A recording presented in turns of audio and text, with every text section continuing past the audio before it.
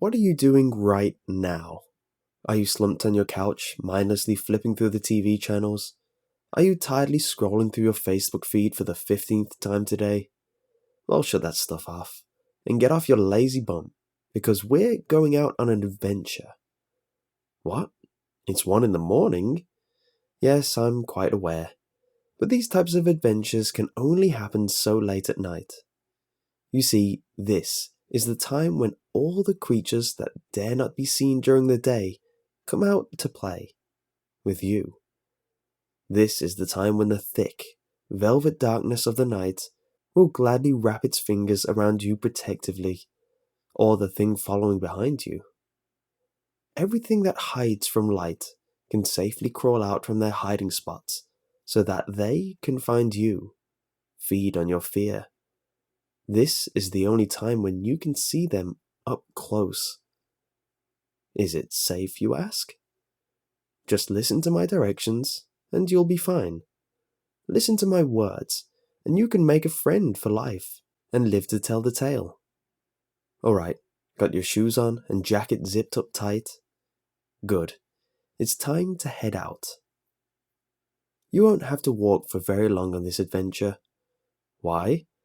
Because the thing we're going to visit doesn't live very far from you. You've probably walked past its hideout many times during the day without noticing. But don't worry. You're not the only one. It lives on anonymity. You haven't seen it, but it has seen you. Hundreds of times. It knows your face by heart, from the deep colour of your eyes to that freckle you have on your cheek. But don't worry. It's this creature's knowledge of you that will keep you alive. Long enough for you to get away, that is. Why? You sure ask a lot of questions, but I'll tell you. This thing has lived alone for so long, crawling around in the suffocating dark, musty rooms underground. It moans and groans as it moves, those long, sharp nails screeching as they're dragged across the cracked concrete floors. Its wrinkled claws have been covered in blood so many times that the skin on its hands is no longer white, but a dark, dark red. So red, it looks black. It has no one, but that is for the best, since its desire for company is sometimes overruled by its thirst for blood. Your blood, really. Human blood. Oh look, you've made it. Surprised? I can see the recognition on your face. Yes, this is the building just a few streets down from your home. The one that's always in a state of renovation. But is it really? Have you ever seen anyone go in? Or better yet, come out? Ah, now you're starting to remember. Whenever you walked by this building, did a feeling of unease start to creep over you? The sense that someone or something was watching you. You probably sped up a little on your walk back home, ignoring the hairs that stood up on the back of your neck, or the small goosebumps that ran across your flesh as you convinced yourself that you were just in a hurry to get back to your couch and relax. That's what I thought. Well, there's no turning back now. Slowly walk up to the front entrance. No, the door won't be locked, and don't ask why. Open the door and step into the lobby. Yes, I know it's dark, but you're going to have to deal with it. Like I said, nothing that lives in the dark will like any kind of light. You should be able to see a large, empty desk right in front of you. See it? Good. Now walk up to the desk and reach over the divider with your left arm. No, don't try to peek over the divider. They won't like it. Just reach and feel around. Your hand may brush some objects that feel questionable. Ignore them. There are many things on the desk, but what you're searching for is a key. Do you feel it? The tiny, cold object with rigid edges. Perfect. Grab it. Wait, don't pull your hand back yet. There's one more thing to grab if you want to walk out of this mostly intact. There should be something that feels like a small glass bottle. Don't ask what's inside, just get it. Good, now you can pull your hand back. Make sure you put both the key and the bottle in the safety of your pocket before you move on. Now, there's a specific door that you're going to have to find in order to continue your adventure. Blink for a second and it's easy to miss. But don't worry, that's why I'm here. Walk down the corridor adjacent to the lobby. It should be lined with various doors, but don't try and open any of them. They're all locked for a reason. What you can do, however, is count how many doors there are. Make sure to count in your head. 1, 2, 3. Shh, walk quieter. Your footsteps are echoing off the marble floors too loudly. You can't let it know that you're here yet. 4, 5, 6. Okay, it looks like you've reached the end of the corridor. Now, how many doors did you count on your way here? 6, you say? Wrong, look again. No, don't turn around completely. Don't even turn your head. Just look from the corner of your eye. There, you see it? That little black door hiding right behind you. That's the one. What's that? You feel unsure about this? Well, there's no point turning back now. In fact, you can't. You see, there's only one way out of this building, and it's through that little door. No, you can't walk back through the corridor, because whatever is hiding behind the other locked doors will only let you walk past them once, not twice. If you try to, let's just say that those doors can't hold them back. Are we on the same page now? Good. Now slowly turn the handle on the door 180 degrees exactly. No more, no less. Anything else will alert it of your presence. Slowly, almost there, and perfect. You nearly let that handle slip, didn't you? Wipe those sweaty palms in your pants before you get yourself killed on accident. Goodness. Okay, now pull the door carefully and ease yourself through the opening. A musty odor will wash over you, so try to take shallow breaths if it gets too overwhelming. What's the smell? I'm honestly not sure. I can only guess, but I think it's best if you don't hear about it. Whoa, be careful! There's a steep flight of steps in front of you that leads down into a set of underground rooms. Yes, I'm sorry, but you're going to have to shut the door behind you and cut off any remaining light. The passageway is filled with the thickest darkness you are ever going to experience, but this only lasts for a bit. Don't worry, there's nothing here in this part that will try and harm you, I think. Enough of that. Your only choice is to move forward, so don't second guess yourself. Make sure to place your hand on the wall and feel your way as you walk down the steps. Some of them are slippery. Be sure to keep your balance. Slippery with what, you say? I like to say puddles of water, but I think we both know that it's not water. As you walk, make sure to count the number of steps you take. It'll come in handy later on. It is quite eerie to hear the soft sound of your sneakers scraping against the stone steps, yet not being able to see anything, isn't it? Right now, your senses are working at their highest capacity, making up for your loss of sight. You can hear every raspy breath that shudders through your throat. You can feel every dip and crack in the cool brick that makes up the wall currently beneath your fingers. You can literally taste the air. It has a metallic tang mixed with the stench of rotting trash that makes you want to desperately gag. What number are you on? 57? Good. Keep counting. Don't lose track of those steps. Oh, what was that? You feel like something's breathing on your neck? Warm, moist air brushing across your back? That's because there is. No, don't react. Don't stop walking. Yes, I did say that nothing would harm you.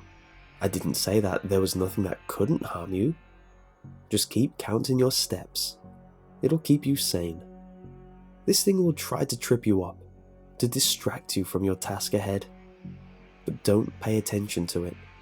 Pay attention to the numbers. Yes, it will keep edging closer and closer to you until you... No, what are you doing? Don't reach back. Don't touch it. Don't... You felt it, didn't you? You felt the slimy texture of decaying flesh on your fingertips. You felt the greasy strands of unkempt hair across your knuckles. The mistake has been made. There's nothing you can do except to keep moving on and to not react. Act like that touch was an accident and that you thought it was part of the wall. Because if you react, if you flinch in disgust or scream in horror, it will know. It will know that you know about it. And it doesn't want anyone to know about it. You're not a very good listener, are you? In any case, finally, you've reached the end of the steps. Have you kept track of your number? Yes? Good. Yes, it's still there. I know you can sense it, but you've got to ignore it. Keep that number in your head, and don't forget it. It's trying to make you forget by making you scared. Don't let it succeed.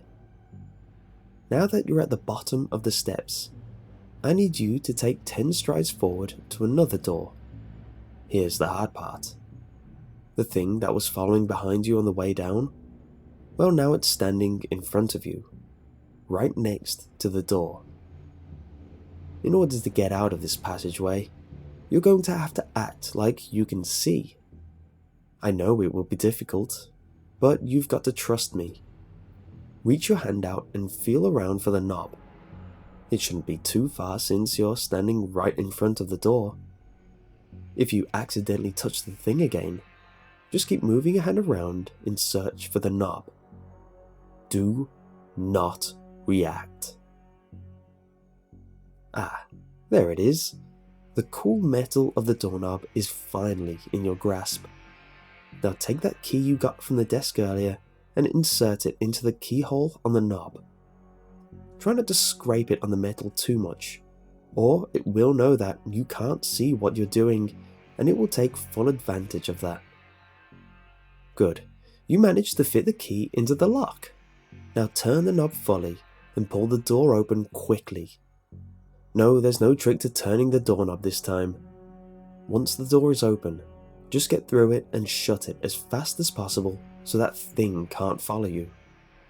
Make sure to... Wait, look out! Watch out for the step that drops into the room. You don't want to trip on it and mess this whole thing up, especially not when you're so close to freedom. Phew, you made it. This is the last room you need to be in to get out of this building. Yes, the temperature has dropped quite drastically, hasn't it? Pull your jacket around you a little tighter and suck it up, because you're almost there. It's still very dark. I know, but there should be a faint light coming from the corner of the room atop a small box. Can you see it? Yes, it's the glow of a dying candle. Why is there a candle down here? Well, to put it simply and honestly, it's bait. Bait for you. You see, this thing I told you about earlier has studied you for long enough to know that most humans are attracted to light.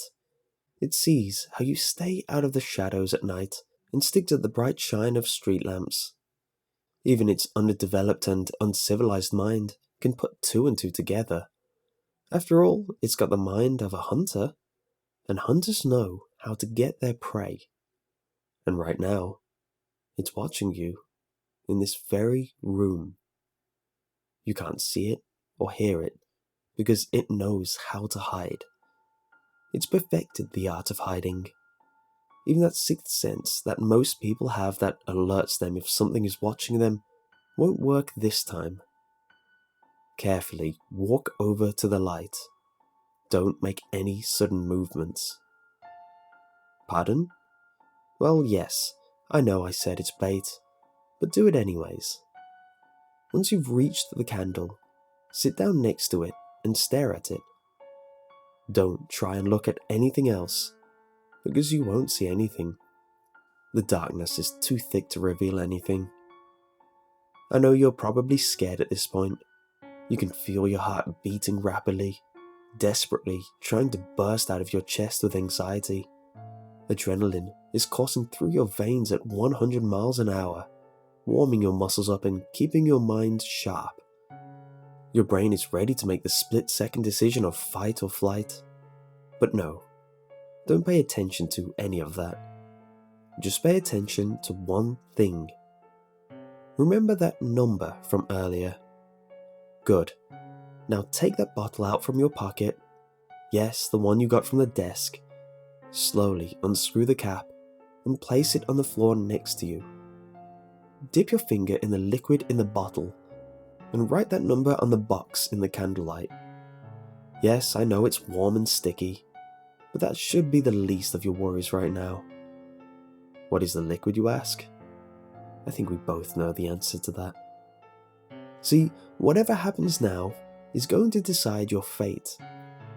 If you write the correct number, the thing will let you go without interruption, and you will have earned a friend for life. Albeit a friend who will still watch you from the shadows, yet it will never let any of the monsters harm you as long as you keep it company from time to time. But write down the wrong number and, well, let's just hope you get it right, because if not, there's nothing I can do to help you. Okay, have you written your number? Good. Close the bottle, set it down next to the box, and wait. That's right, you have to wait.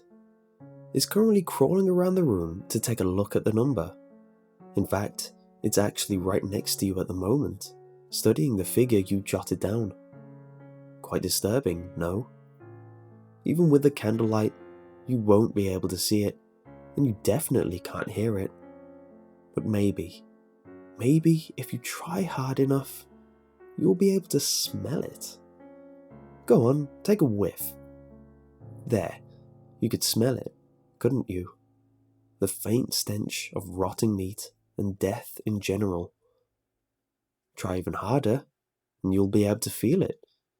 Because you see, right now, it's running the edge of its razor-sharp nails right next to the skin of your throat.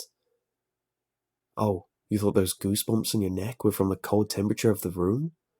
No, it is because your body somehow knows that this thing is sitting next to you, that it is reaching out for you with its claws and...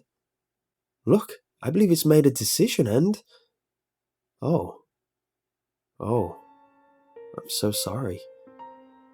That's not the right number. Yes, you heard me right. You wrote down the wrong number. It was one off. How, you ask? Oh dear, I forgot to tell you to count the step you almost tripped on, didn't I? The last step? My apologies. You really did seem like a very nice person. But unfortunately, I can't afford to lose this thing's friendship. After all, who else will protect me from the monsters?